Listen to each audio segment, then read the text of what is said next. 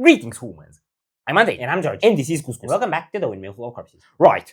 So, Frozen Crown is an interesting band because if you've watched our channel for a while, you probably have seen there's not a lot of power metal there. It was never my go-to genre. And this band just kind of as a slow burn, I kept getting more and more into it unexplainably.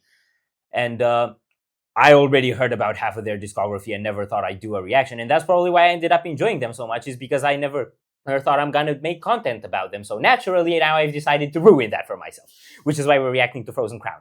And because I couldn't decide what song I wanted to do, I went on their YouTube channel where you can be a subscriber, and I went to the Tyrant tier where you can get to have a talk with Jade, with their singer, and I just asked her what we should react to. And she gave me a number of songs, and this is one of them.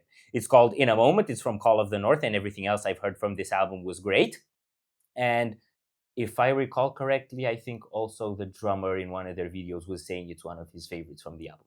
So that should be fun. You're not big on power metal or on what you've heard from this band.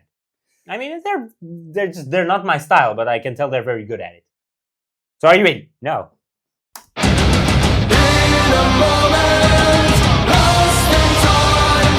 Okay.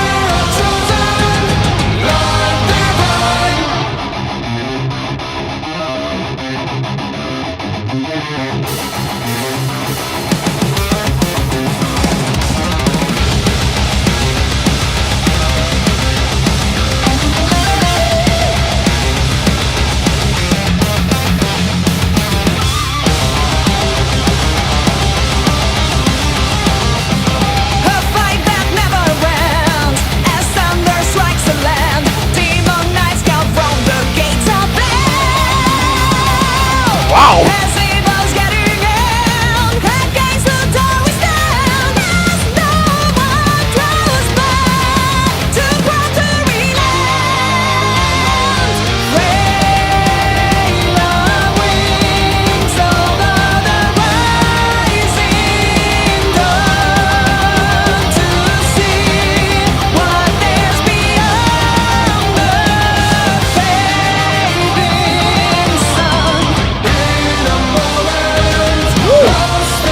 Yeah!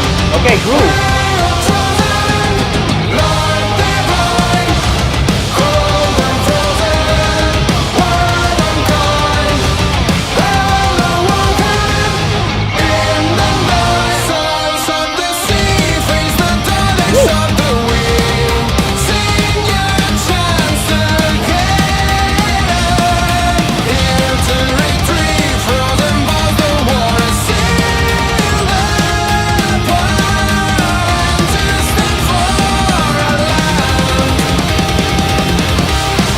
The drum.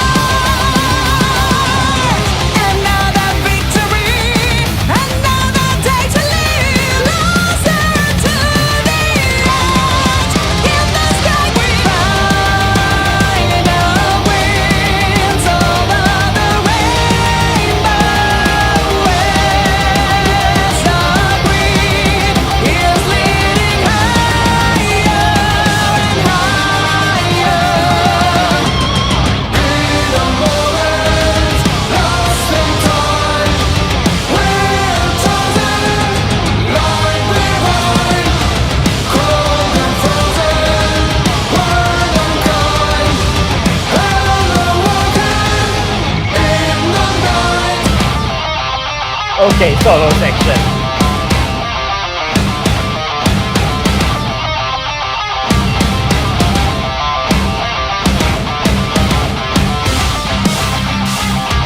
Okay.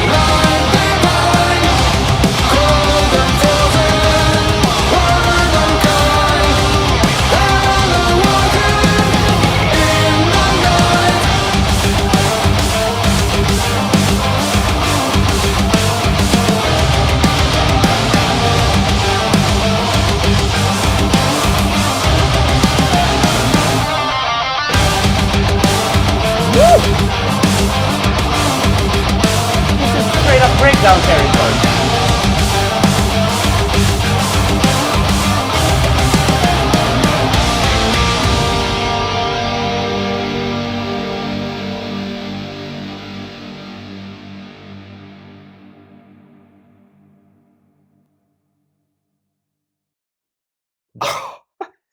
That flashed me back to when we were doing Love Bites reactions. Really? Yeah.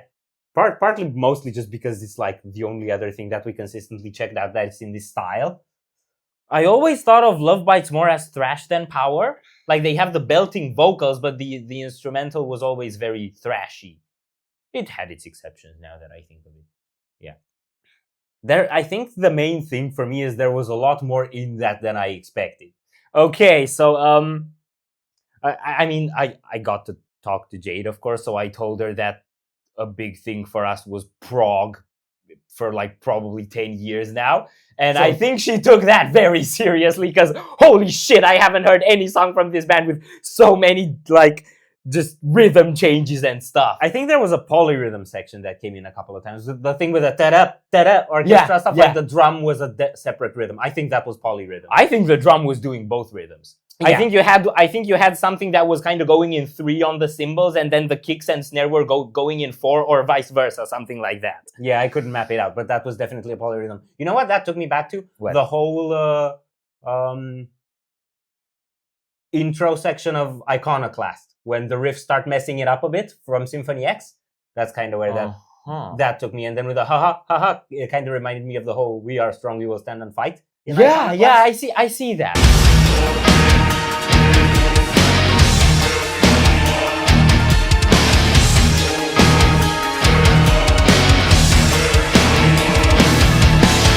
Now that's a lot more mechanical, also because of the theme that it has with the whole Matrix and machine stuff. But just the dynamic and the pacing of the song through those parts took me back there. And then just the straight up groove in the chorus. Yeah. And then later on into the song, when doing other things with like these orchestral hits and with grooves, you just get like a snippet of straight up breakdown territory, right? Yeah. And on the outro as well, you had this like halftime cymbal going on. That's always a great way to like chop it up and make it like fall into a headband groove.